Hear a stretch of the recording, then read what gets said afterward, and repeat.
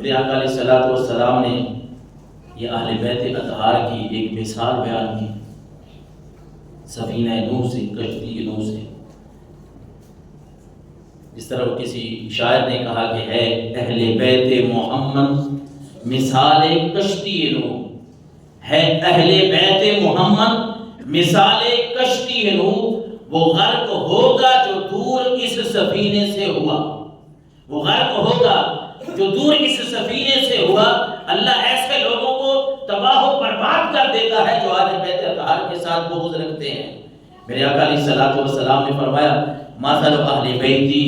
مثل سفینۃ نوح، اے لوگوں میری اہل بیت اطہار کی مثال حضرت نوح کی کشتی کی طرح ہے۔ جس طرح اس کشتی میں جو لوگ سوار ہو گئے رب نے ان کو بچا لیا، اور جنہوں نے کہا ہم اس کشتی میں سوار نہیں ہوتے، حضرت نوح کی بات کو نہیں مانتے، اللہ نے ان کو غرق کر دیا، چاہے وہ حضرت نوح کا بیٹا ہی کیوں نہیں تھا۔ بعد میں پارے کو پڑھ کے دیکھیں، اللہ تبارک و تعالیٰ نے قرآن مجید میں حضرت نوح کے بیٹے کا واقعہ بھی بیان کیا کہ حضرت نوح نے سگے بیٹے کو کہا بیٹا اس کشتی میں سوار ہو جا۔ بیٹا کہتا ہے نہیں میں اس کشتی میں سوار نہیں ہوتا، اگر سیلاب آئے گا، اگر بارش آئے گی، کوئی طوفان آئے گا، میں وہ فلاں پہاڑ پہ چڑھ جاؤں گا، وہ فلاں چوٹی پہ چڑھ جاؤں گا۔ لیکن قرآن کہتا ہے جب وہ طوفان آیا حضرت نوح کی کشتی میں جو جو سوار تھے رب نے ان کو تو نجات عطا فرمائی، اور جو جو حضرت نوح کی کشتی پہ سوار ہونے سے انکار جس نے کیا اللہ تبارک و تعالیٰ نے ان کا نام و نشان تک مٹا دیا۔ حضور نے فرمایا میری اہل بیت کی مثال اگر لینی ہے نا تو وہ کشتی نوح کی مثال لے لو، من راکبھا نجا،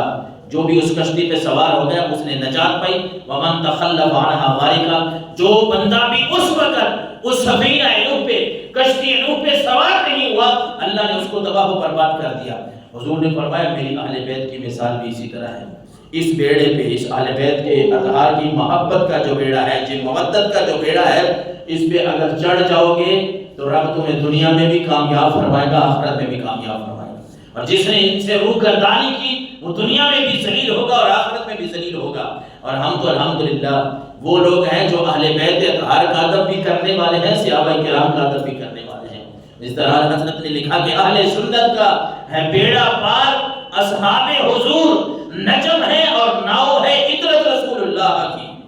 کہ اہل سنت کا ہے بیڑا پار، اصحاب حضور نجم ہیں، ہم تو حضور کے صحابہ کو تاروں کی مانند مانتے ہیں،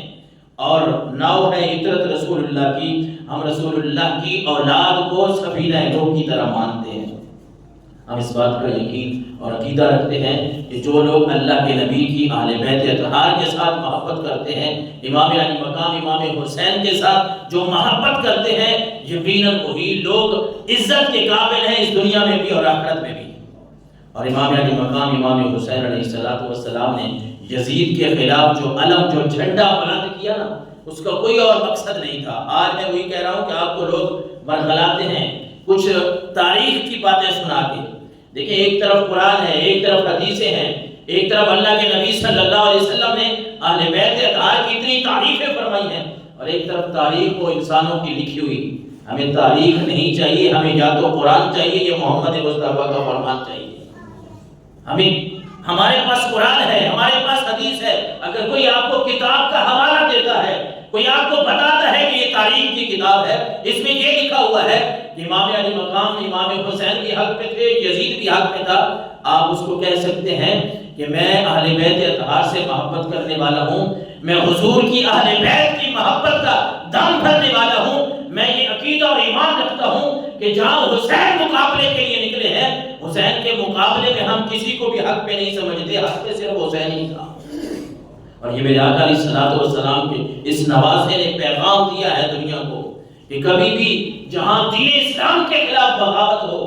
تو وہاں ڈٹ جانا چاہیے۔ اور آج ہمیں اپنے گریبانوں میں بھی خیر جھانکنے کی ضرورت ہے کہ ہم صرف یہ تو نہیں ہے کہ کہیں اہل بیت اطہار کے امام علی مقام امام حسین رضی اللہ تعالیٰ عنہ اور دیگر صحابہ کرام کے اہل بیت اطہار کے صرف نام لینے والے ہیں،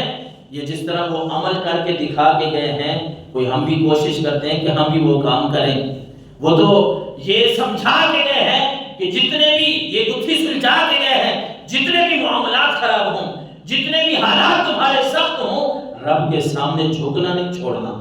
نماز نہیں چھوڑنی۔ وہ تو سمجھا کے گئے ہیں کہ کہ یاد رکھنا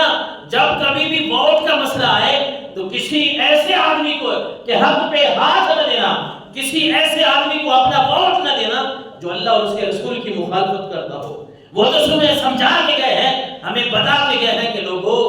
حق جس طرف ہو حسین اس طرف ہوتا ہے۔ حق حسین کے ساتھ تھا، تم نے بھی زندگی بھر جو ہے اسی حق کا ساتھ دینا ہے۔